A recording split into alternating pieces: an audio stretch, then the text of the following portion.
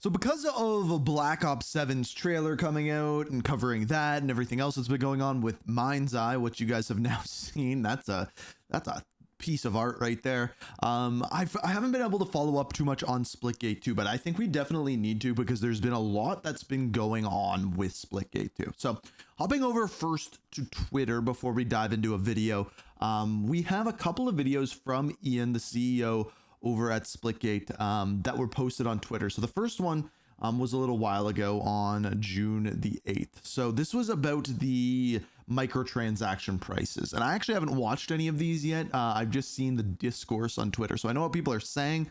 I don't know what he says though. So hey guys, it's Ian. Hi, I'm Ian. here with my good pal Nick and co-founder. We're playing some Splitgate 2, of course, but wanted to give you an update on things.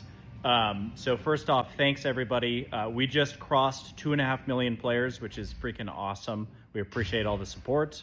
We also 2.5 million players. That's so tripled okay. our daily active users, especially on consoles, which has been awesome. So we really appreciate you guys.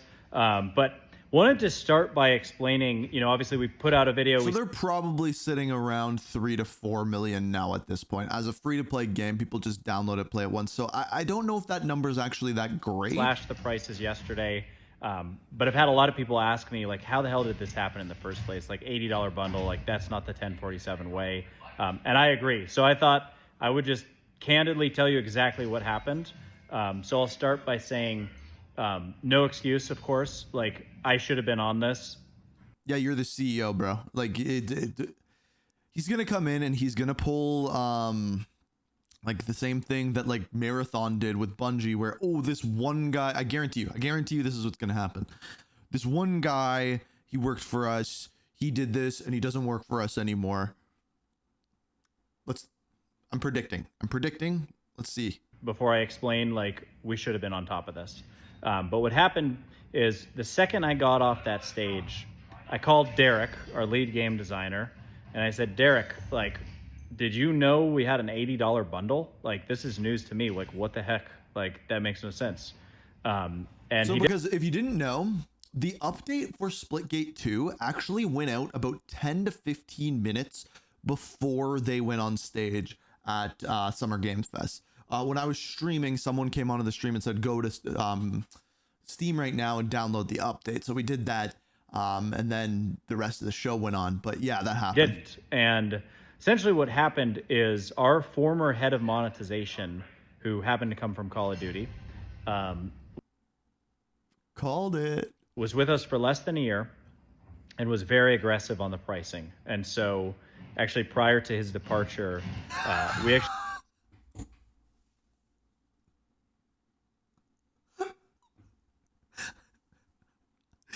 I nailed it 1-to-1 prior. So a guy that worked for them a year ago now no longer works for them, but prior to his departure, what did he do? Actually originally had founders packs at $100.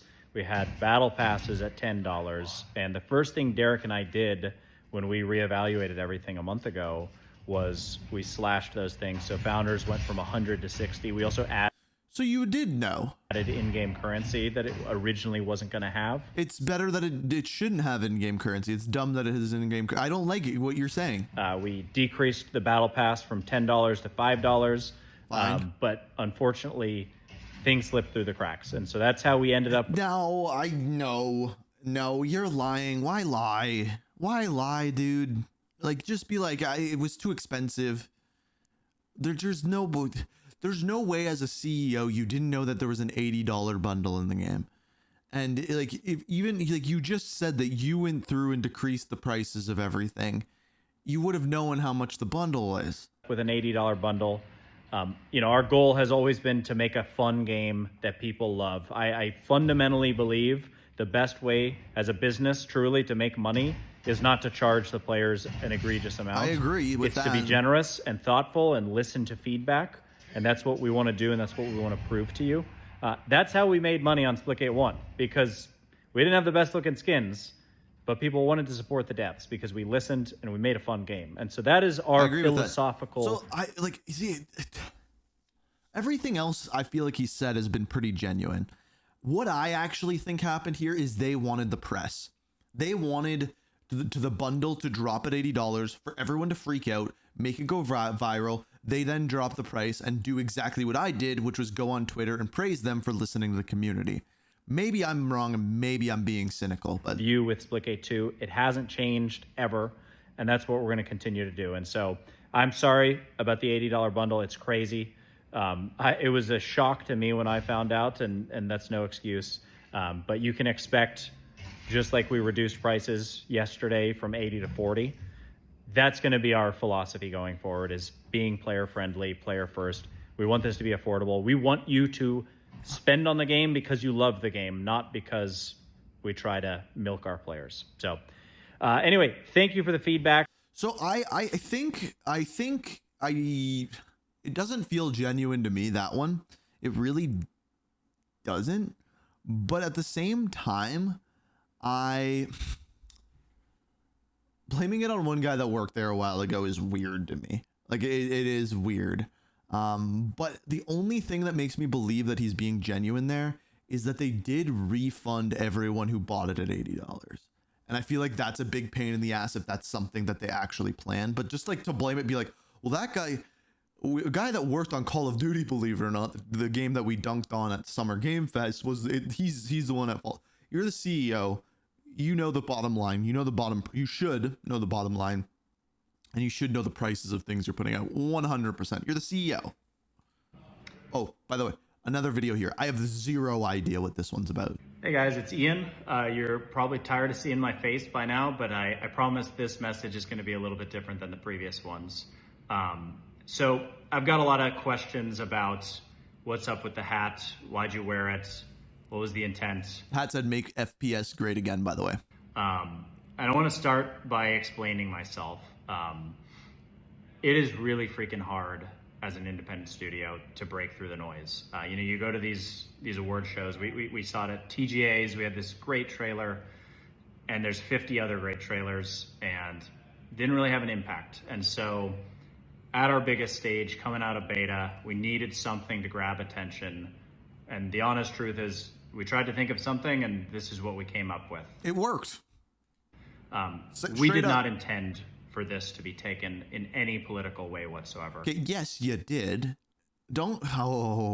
And please don't apologize for this. Be like, dude, it was for attention. It was marketing. It worked.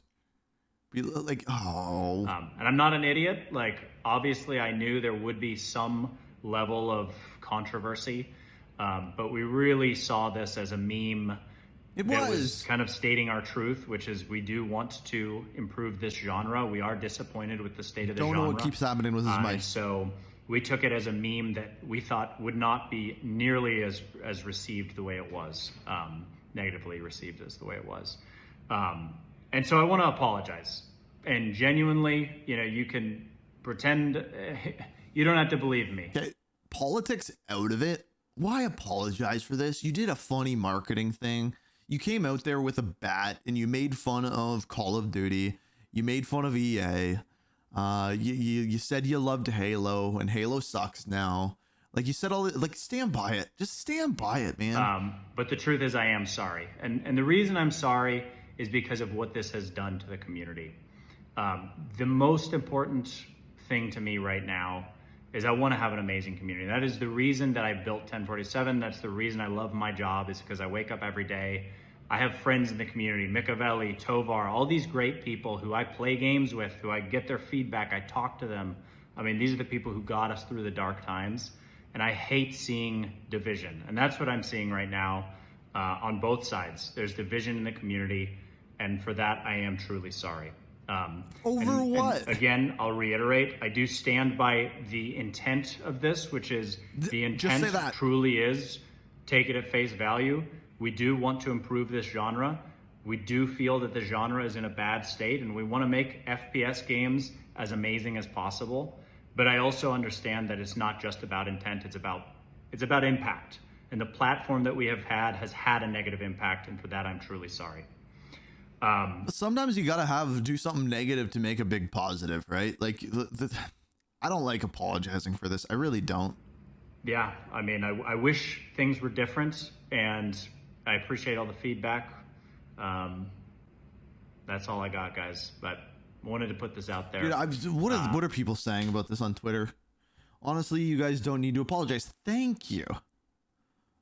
I understand considering the negative buzz around it. Screw that. Screw the negative buzz. He should have doubled down. He should have came on with a t-shirt that said something like that. All that matters is the player numbers. How are we looking? Our base has more than tripled since beta. Specifically, we've had a ton of recent success on console. Yeah, I figured console battle royale players. That's awesome. See, I do like their social media. Who's ever their social media person. Grums. Okay, this is interesting. Don't do that. You're throwing away all their gamer goodwill. They only come after. See, I completely agree with. I almost never agree with Grums, just to be clear. But he's right here. Don't do that. Don't apologize for this. Double down on it. Double freaking down on it. That's what I would have done. Is I would have come on and here's what you do. You want to market your game? Hire me. And then here's what you do is you come on and you have the hat and you take it off and you said, you know what, like we really do want to make first person shooters great again. This is the thing that we've been passionate about. We've gone free to play. We have tried to reduce the microtransactions, which was wrong in the first place. I was wrong for that. And I'm sorry that I only wore a hat. And then you pull off your blazer and there's a big shirt. It's pink. It says make FPS great again 2025. And you double down on it. That's how you do it. That's what I would have done. Screw what other people are saying. That's hilarious. Anyway, that's what Ian's saying. I do have a video from Jordan talking about Splitgate. He made a video, Espresso. He made a video saying Splitgate 2 actually did it. So is it any good? So I'm assuming he's talking about the Battle Royale. And we haven't talked too much about the Battle Royale here on the channel. So I'm hoping we can get a bit of a review out of this one.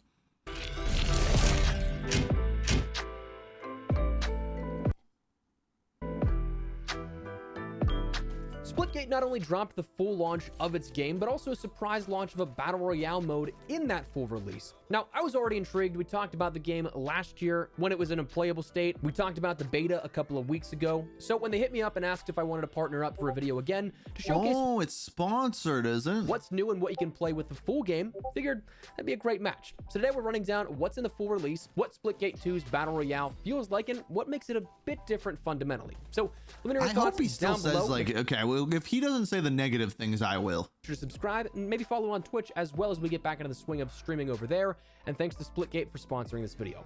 So first and foremost, Splitgate 2 is live now and it's free. Whether it be on Steam, PlayStation, or Xbox, wherever you can pick the game up, you can download it and jump right into it. No purchase necessary. That's definitely nice, definitely fun, but the big surprise out of their launch is what we'll start with here, the Battle Royale. So firstly, how it works. Obviously, you know Battle Royales, you know how they work. Fundamentally, have to be the last player or... This is a different Battle Royale, just to be clear. Also, the dude has 17 kills. Oh, it was at the end of a game. Okay, I was like, he has 17 kills, but he just won the game. Okay. This Battle Royale is different. There's less players in it than a game like Warzone. The map's smaller, but bigger at the same time. I'm sure he'll explain that. But it has a completely different flow to it than a normal Battle Royale. This is an arena Battle Royale. This is almost in its own genre in and of itself, and I do like it. Team, in this case, standing. In Splitgate's Battle Royale, you start tethered together in your CD player of a dropship. You can drop solo, CD or player the of jump leader can guide everyone, where then you have to loot up, kill, and survive. Now, loot in this game, you can end up getting things like armor plates, up to 12 at a time, I believe. Armor, which you can also find upgrades to armor, which then elongates the duration of your 3 plates, taking more damage before each plate breaks. Upgraded portal guns, which... So, yeah, so the, see this, like, green shield down on the left? There's a gold one that is immensely overpowered. Take the number of portals you can end up using and increasing that, because there is a limit here that you can use in Battle Royale. And then you can find perks to acquire and become basically a super soldier, soldier, then weapons, gadgets, Oh, you and got gear all and of things them. like Good that. for Smaller you. stuff, along with, of course, ammo.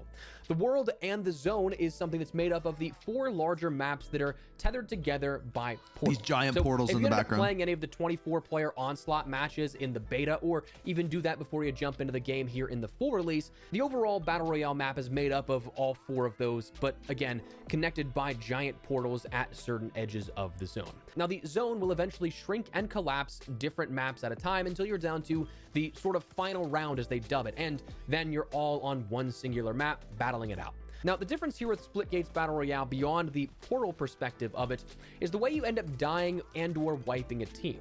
You aren't ever actually truly dead until your entire team is killed. So, kind of... It's Resurgence.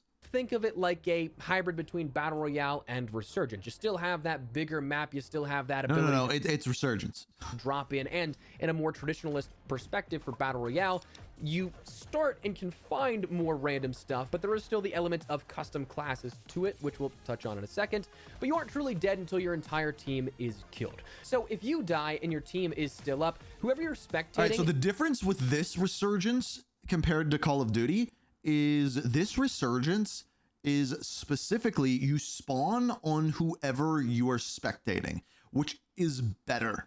Instead of having to drop in, you are immediately back in the action, and sometimes it sucks. Sometimes you'll spawn in and there's people shooting at you. Sometimes it does suck. You're not supposed to. It's not supposed to be while they're in action, but sometimes that happens. But it makes the flow a lot better because it's not like you're dropping in and then you go somewhere else. You're immediately back with your team, and I kind of like that. Once your timer depletes and goes down to 0, that's who you'll end up spawning right next to with the loadout that you started and chose at the beginning of the match while queuing into the game.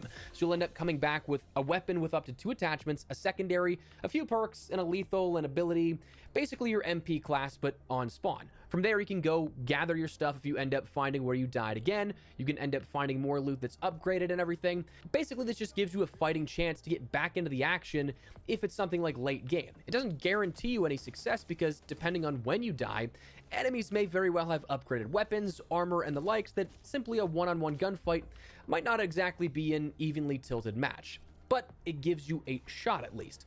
Now, the gameplay feel here for this one, again, like I said, I feel like this is kind of like a Battle Royale hybrid. Last team standing, large map, but you have respawns on your closest teammates that can get you back into the action. It doesn't have a sort of like respawn beacon that you have to go to bring a teammate back, and it's not one of those things that you... So the thing with Battle Royale, and the thing that I think has been made abundantly clear with Verdansk, is when a Battle Royale does best, it's when your life feels as though it matters. Your life does not feel as though it matters in this Battle Royale. That's why I say it's more of an arena shooter Battle Royale. It's almost like an elimination arena shooter. I almost don't even want to call it a Battle Royale. You're just down and out once you are taken out of the game. You can end up getting back into everything. Also, just in the perspective of like time, I often equate like actual Battle Royale matches to something that takes a little bit longer. I have to dedicate around 20 minutes a match if I'm going the distance, maybe a little longer, maybe a little less. But for this, if you end up dropping in and end up winning, it'll probably be around like 11, 12 minutes or so on the entire match itself. Queue times and everything, yeah, do have to be added to that, but the actual in-game time is much shorter than what you'd see for like a big map Battle Royale of any other title. One thing that I will say about this, the portal play is a lot of fun. Sure, I absolutely think that I need to get more accustomed to using it more. I found myself more often than not thinking like, oh, I didn't use it much, to be honest with you, and I'm not surprised by that. Someone who's played Call of Duty for 20 years, you're not used to throwing portals around. I have a limited amount of these, so I'm going to save it for later. And then I never actually really did. Movement can get absolutely crazy. Firstly, there's chain-based movement, which feels really good. And for movement demons, you're going to be able to pull off some crazy plays. Honest to God, Yeah, like look at his movement right now. Already made me look silly, so I've seen it firsthand, man. It's possible. It is a lot of fun if you can end up doing it. Plus, there's match modifiers that will sometimes happen, one of which ends up... This is my favorite part of the Battle Royale. I love this. So this is like the in-game events in Warzone, but they're negative. So, for example, this one is everything goes faster. Everything speeds up within that zone. So there's 4 areas on the map. They slowly close off until you're in one at the very end, and then that one closes off. But in that area that you're in, one of these modifiers will happen. So some of them are you can't jump. Some of them are you can't use portals. This one's you move faster, and the move faster one is wild. I really like these. I think it's doubling the speed of everything in the entire match. So that's just absolutely crazy. You feel cracked out at that point. It's happened. Oh, this one's only happened to me once, but I liked it. I like that a lot. Now, beyond that, the upgrade system is pretty straightforward and simple to understand. Getting better armor, getting better portal guns. Every time you find one of those items, the next one you find beyond that will be the next level of rarity up. So you just automatically keep compounding and stacking these upgrades so that you don't have to do anything. Yeah, so that's something that I didn't realize. So like right there, he picked up purple armor, right? So that means he had to pick up green and blue armor already. And then the next one you find, so you're only finding armor, that armor is going to be the next level up. So you're not actually finding that rarity of armor. You're just finding armor. And then it'll be the next level of it. Crazy or anything, it just still incentivizes. See, there he goes. There's even into later portions of the game. Now you can also buy things from the buy station with like in-game, like in-match currency, not anything that you actually have to go out of your way to purchase or earn or anything like that. I think it's granted by kills and other things in match that you'll just accrue over time. Looting. But for relatively cheap, you can get things like armor upgrades, which honestly, those do become very worthwhile. The earlier, the better. On the flip side, though, while I do enjoy a lot of the mechanics and everything that we have here out of this, I definitely think this needs a contextual tap style setting, or something that's at least like a prioritized interact style setting. Just because this, I think, sometimes the looting doesn't feel great. When you try and jump into a populated area, or you need to find something off of an initial spawn that somebody's either chasing you, shooting at you, whatever the case, you need to open that chest. Instead of just tapping your button to interact with it, you have to hold it there for a second or two. And all right, here's how I know that I enjoyed this game. As I'm watching this video, as we're talking about it, it makes me want to go play it again. Whereas Mind's Eye, for example, I watched that game and I just laugh. And I'm like, okay, like maybe I do want to go stream it because it's funny, but I don't actually want to play the game. Of course, that's something that then after interacting with and picking up those other items in the chest, that's a couple of seconds that could actually be life or death in your match itself. So I definitely think that that's something that I'd like to see in the future. And on a more critical note, though, I also would be mindful if you jump in of any hitching you may experience. The first few days I was playing, at least, not entirely sure when this video will make it up. Mine wasn't bad, but a lot of people said it was. And two in particular, I did notice hitching at random points around various map regions that were pretty noticeable stutters. One of which I almost lost a gunfight because, but thankfully I did not. But it is something that I feel like should be ironed out in the future, but just know of it right now. But that's the Battle Royale mode. Outside of that, of course, we had the full launch of the entirety of Splitgate 2 at this point. The full game. One nice thing that we talked about with the beta coverage and talking about that is that while it was only like a 2-week beta or so, and while there were some issues that persisted at the very beginning of that, the cool thing is that all of your beta progress carries forward. So unlike other games that will do betas where it's just a simple playtest and then everything is wiped, everything you did in the last 2 weeks leading up to this point, it now is available in your actual game. So I jumped in with some friends that I had stuff leveled up. They didn't. Beyond that, you have all the maps, all the modes, and all the content. Battle Royale, Quick Play, 24-player Onslaught, which again is those BR maps. Honestly, none of those unlocked. I know he's played enough to have those unlocked. Individually, Arena, No Portals, Team Deathmatch, OG Splitgate, which is the Splitgate 1 mechanics, and more. You have special events like a launch celebration to get special event items that all right, Splitgate, if you happen to see this video, make these better. You want to make FPS better? Stop doing events that are just get XP. That's copying Call of Duty, and I hate those events. You can end up earning as your battle pass is already better than Call of Duty, so make your events better than Call of Duty. System is there that rewards you with tickets for the battle pass. I kind of think that's a nice way to do the battle pass. Agreed. To be honest with you, incentivizing play more than anything else, trying different things out. I don't know in time if that'll be something that I eat those words or not, but anyways, the battle pass is also there. It's broken into 3 different chapters, which is interesting. I'm not entirely sure how I feel about that just yet. Chapter 2 opens up in a few weeks, and then chapter 3 opens up another 4 weeks after that. One thing that I will say I did not like about the battle pass system, admittedly, and it's probably a small thing in the big picture, I get it, but there's not a single free battle pass tier that's a weapon skin. It's kind of a bummer for me. A lot of the stuff that's in the free tiers is just stuff you probably wouldn't care about or really think you'd want to work towards. So for that to not have a skin or anything in at least one of those across all 3 of those different chapters was a little bit of a bummer. Now, I will say one thing that you probably heard about, again, don't know when this video is going up and when it gets published, but there was a little bit of controversy the other day following the launch of the game. To preface, microtransactions are and always will be in free-to-play Oh, he's going to go into the games. It's how dev microtransactions. teams stay We've already afloat. talked about If you this, don't but we'll have let the Jordan initial cook. purchase power of a $40, $50, $60, $70 game going towards the studio and paying bills, keeping the lights on, they're going to have to supplement that income somewhere.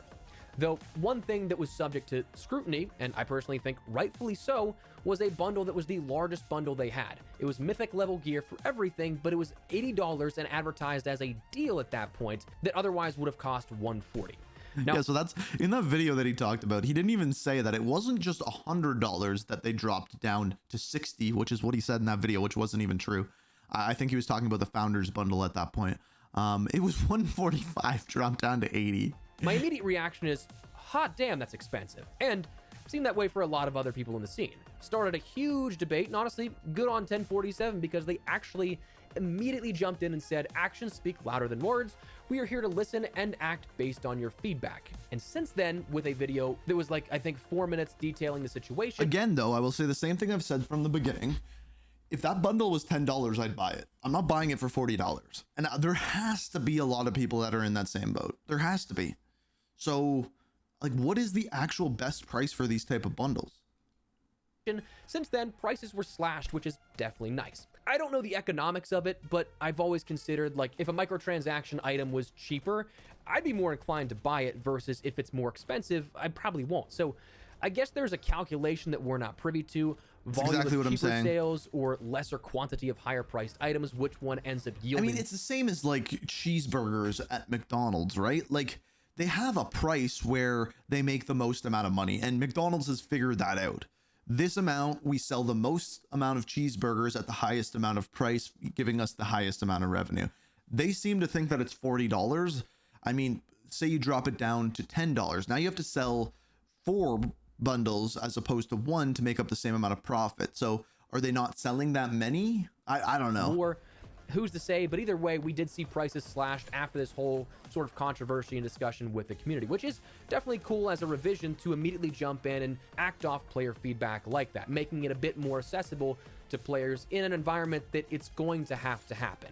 Like, it's something that they're not going to just remove microtransactions, because at that point, the game would cease to exist. So that's at least nice that they adjusted it accordingly. And one thing that I will say, talking about their shop, I again don't really care for cosmetics This all thing's that cool. much. And The buying this different kind of portal stuff. is cool. I'm probably not going to buy anything, but I do appreciate the fact that in the bundles in this shop is you can buy individual items. It's not locked behind the entire bundle of things Yeah, for $23 you can get a weapon skin though. you don't like for one skin. You can end up buying individual items, which is definitely a nice way to do that, I think. I don't know what they But dropped the anyways, individual that is items down Splitgate to now. 2's launch, the Battle Royale, everything you can expect to see in the full game, and everything in between. So drop your thoughts down below. What do you guys think? Are you liking Splitgate as a fun alternative here for you for the first-person shooter genre? Liking it? Disliking it? Let me know. If you guys enjoyed the video, you found it at all insightful, do me a favor and drop a like on it. And if you're new to the channel, make sure you subscribe so you don't miss a single thing. We're doing all things FPS. I just thought of something. Do you remember that first video that we watched? Do I still have it open? I do not. The first video that we watched where they said they hired a Call of Duty guy to do the monetization policies for the game a year ago. Why would they get rid of that guy before the game launched, before anyone could buy anything? Is that not a little weird? Like, maybe he sucked. Like, maybe that was it. But, like, do you know what I mean? Isn't that, like, a little odd? I don't know. Maybe I'm overthinking it. But, yeah, I will be playing more Splitgate. I will. Is it going to become my main shooter game? Probably not. But I will be playing more Splitgate. I do enjoy Splitgate too.